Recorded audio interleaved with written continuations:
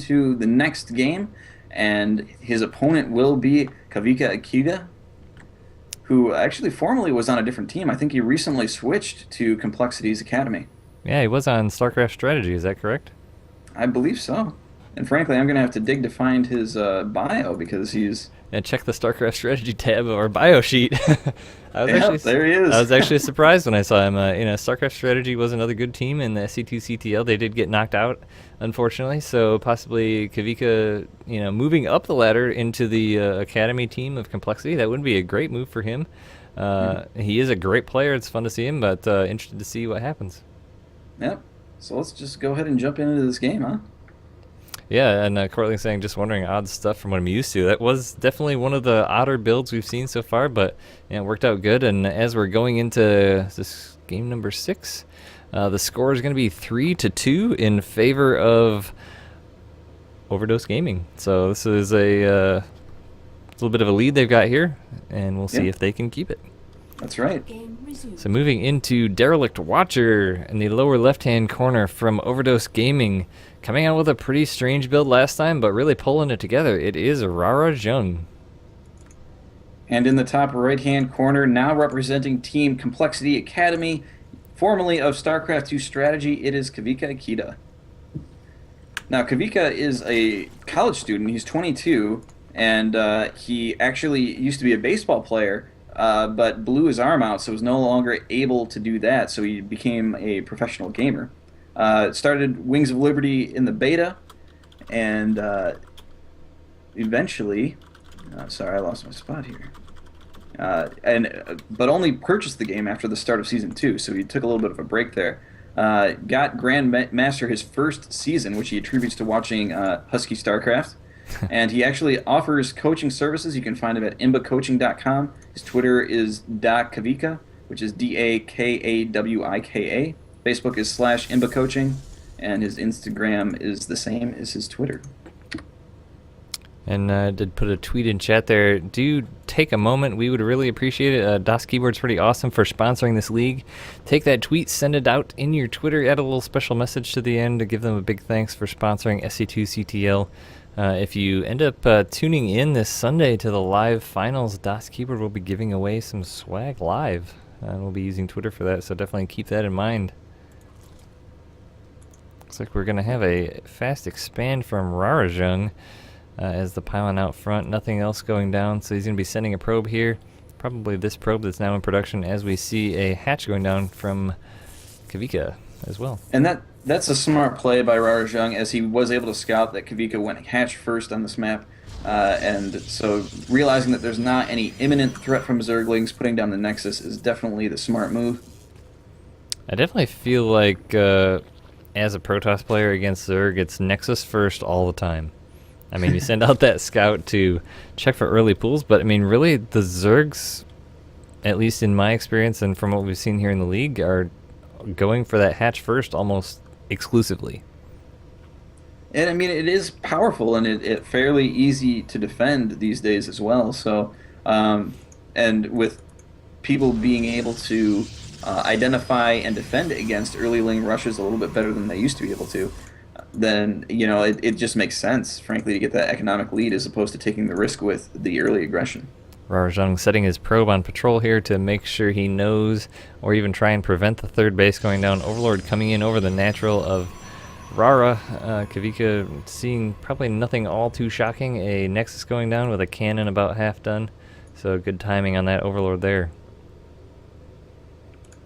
And it is going to get out of there before it gets picked off by that cannon. And, obviously that's the expected thing to do, but we have seen players kind of lose track of that and end up losing it, which you do not want to see.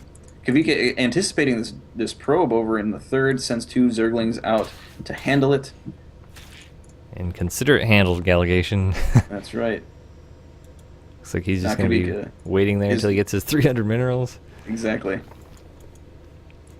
But Zerglings eventually will be able to take out this probe if they take the path long enough across the map, doing a little bit of leapfrog as one attacks and one catches up. I don't know if they're going to be able to. I think they're each going to get another hit, but is that going to be enough to kill it? I think it might be. We will see. This is going to be the game changer here. Does he get... Oh, there goes. And there it is.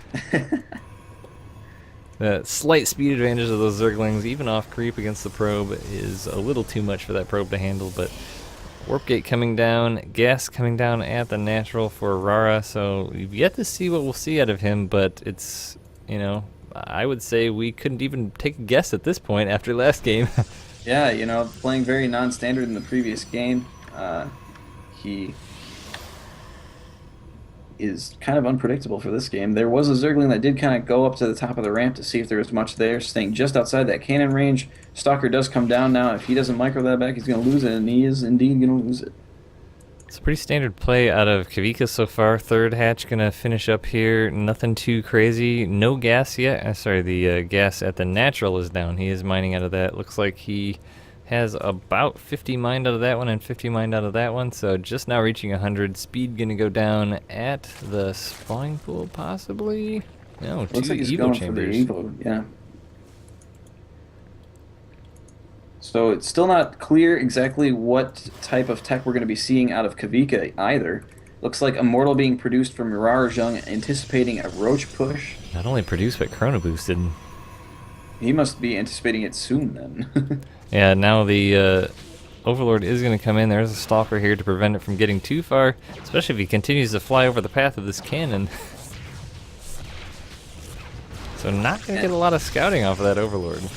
He did send a one into the main as well and was able to scout that that robotics facility was there. Oh, and now we see a Warp Prism coming down too, so it's possible that we'll see some Immortal drop. Oh, look at this though, Gallegation. 3 upgrades for Zerglings coming down all at once. +1 attack, +1 armor, and Zergling speed. So Kavika got a big push here planned at some point. Roach Warren coming down as well. But look at all these gateways. This is gonna, oh my gosh, we haven't seen this in so long. This is gonna be one of those, looks like 7-gate Immortal, 7-gate pushes with a Immortal drop. All right. Have we seen that before? No, we haven't seen that before. I was going to say this could be one of those 7-gate pushes, but then I saw the Warp Prism and pick up the Immortal. But you know, leave it to Rarjung to blow our minds here, so we'll see what this gets done. It's going to be heading to the third base of Kavika. And Immortals do a decent amount of damage to buildings, so if Kavika's not able to respond to this in a timely manner, he could lose that. Although Kavika, Zerglings are immediately heading over to that base. Yep, a spidey sense of Kavika on high alert, getting that Immortal surrounded. Oh my gosh, the Warp Prism could have picked up that Immortal and got it out of there, but no, he's just going to sacrifice it, but to warp in some Zealots here. And those Zealots are going to be able to do a lot of damage as there's not a lot of Roaches here at the moment, and they are taking apart these drones. Yeah, but those drones are going to be able to micro those Zealots back now with some more Zerglings spawning with speed. But he's going to take a second to warp in some more Zealots. I feel like this is a waste at this point. I don't think he's going to get a whole lot more done, but he is killing a lot of Zerglings. Yeah, he is, but the units lost tab is still fairly even, so... oh, looks like now Kavika's having to micro those Queens back. They are both low. Zerglings do come in and get the surrounds on those Zealots. They are going to get picked off, but more Zealots are being warped in. Rarajung really committing to this attack. Yeah, look at the gas he's got stacked up behind this. I'm curious to know exactly what his plan is coming out of this, because he's going to have no minerals and a ton of gas warping in all these Zealots. Yeah, you're absolutely right. He's going to have to figure something out to be able to spend that gas down and make full utilization of it. We do see a robotics bay coming down immediately now. It's like you said, units lost only slightly in favor of Kavika so far. I mean, that push did kill a ton of Zerglings and maybe delayed a planned push of Kavika, but looks like he's gearing up for that now as he's got a decent number of Roaches. Looks like 8 Roaches and a good number of Zerglings going to be making a push at the front. But there's a ton of sentries here.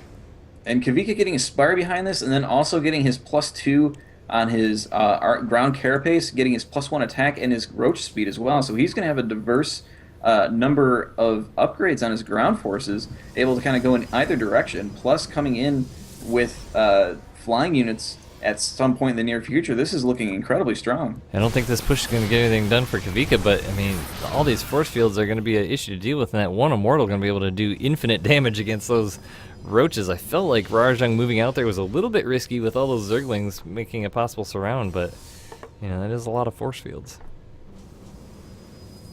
That is a lot of force fields indeed. That is why he has that many sentries, and they still have a decent amount of energy. I mean, look at that. There's 10 sentries there. Yeah, 30 Zerglings in production for Kavika, and that Spire's about to finish, and he does have 800 gas saved up.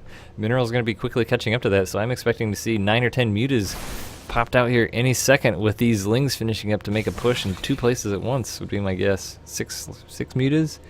And he's putting a hatchery down in, like, the third base of Rarajang now. Well, that does prevent an expansion. Rarajang's going to be putting a pylon up there, and so he's going to eventually see that. But 9 Mutas now in production, so Kavika's got a push in mind, and he's going to make it happen. +1 attack for those Mutalisks as well. And that pylon is in range of the hatchery, but it doesn't look like he really cares about that right now. He's going to focus on this push. And the Lings and Roaches are positioning to get the surround on here. He really wants to trap those units in, it looks like. Yeah, this is going to be scary, though, with 10 Roaches finishing, all those Lings on the field, plus the Mutalisk. Kavika, I think, is going to be really strong against this push. The sentries don't do a ton of damage to Mutalisks, and he's just going to bring in everything from all different angles. Sure Nice enough. surround. Oh, but great force fields, though, able to zone out a lot of those Zerglings to keep his units safe, but there's so many Roaches and Mutalisks doing tons of damage here, and Rarajang is in deep trouble now, and there's the GG.